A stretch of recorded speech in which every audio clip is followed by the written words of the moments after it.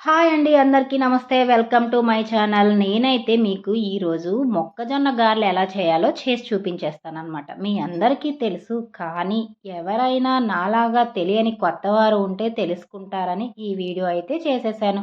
నాకైతే ఈ గారెలు చాలా ఇష్టమండి. మరి మీకు చాలా బావుంటాయండి. టేస్ట్ అయితే అద్భుతంగా ఉంటదనమాట.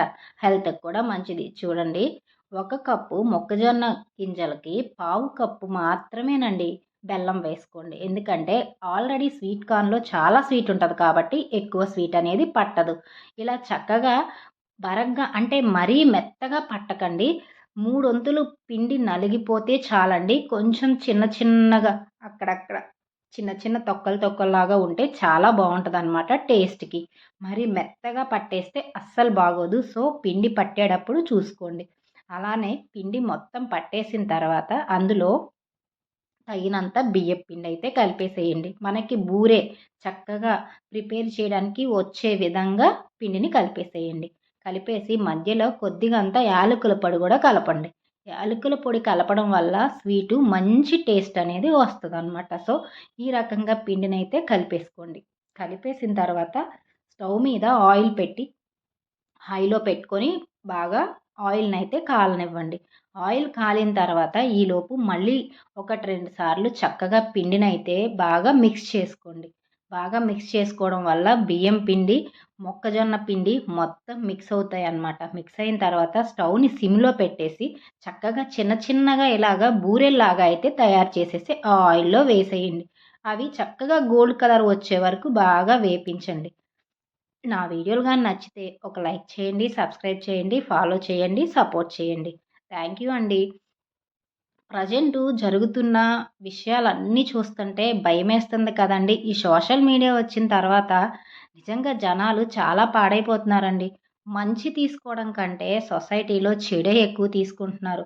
ఏ న్యూస్ చూసినా భార్యని భర్త చంపడం, భర్తని భార్య చంపుకోవడం చాలా భయంకరంగా ఉన్నాయండి. అసలు ఇలాంటి వాటిని ఎంకరేజే చేయకూడదండి. ఎందుకంటే మిడిల్ క్లాస్ వాళ్ళైతే బతకడానికే పాట్లు పడుతూ ఉంటారే. అసలు ఇలాంటివన్నీ చేయడానికి వీళ్ళకి టైం ఎక్కడ ఉంటుంది?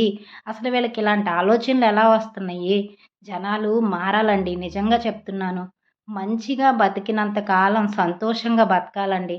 వాళ్ళని చంపుకోవడం, వీళ్ళని చంపుకోవడం చిన్న జీవితం కదా! ఎందుకండి దాన్ని పాడు జేసుకోవడం? చాలా హ్యాపీగా ఉన్న దాంట్లోనే ప్రశాంతంగా బతకడం కోసం ప్రయత్నం చేయండి. నా మాటలు తప్పుగా ఉంటే మన్నించండి, క్షమించండి. అదేవిధంగా ఈ బూరెలు తయారైపోయినాయండి. చూడండి ఎంత బాగున్నాయో. టేస్ట్ కూడా నిజంగా చెప్తున్నానండి చాలా బావుంటది. అదేవిధంగా ఒక వారం, 10 రోజులు కూడా నిలువ ఉంటాయన్నమాట. వీటి వల్ల హెల్త్‌కి కూడా ఎలాంటి ప్రాబ్లమ్ ఉండదు. ఏదైనానండి ఏ ఫుడ్ ఐటెమ్ అయినా అతిగా తింటే ప్రాబ్లమ్ కానీ, మితంగా తింటే ఎలాంటి ప్రాబ్లమ్ ఉండదు. అందులోనూ ఇది మొక్కజొన్న పిండి, బియ్యం పిండి కాబట్టి పెద్ద ప్రాబ్లమ్ ఉండదు. సో, హ్యాపీగా తినొచ్చు.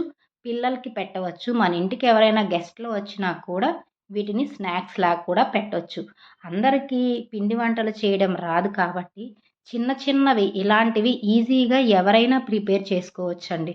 మీరు కూడా ఒకసారి మీ ఇంట్లో తయారు చేయడానికైతే ప్రయత్నించండి. చూడండి ఎంత మెత్తగా ఎంత బావుందో. అసలు ఆయిల్ పెద్దగా లేదు మీరు గమనించినట్లయితే. అది బియ్యం పిండి వల్లనే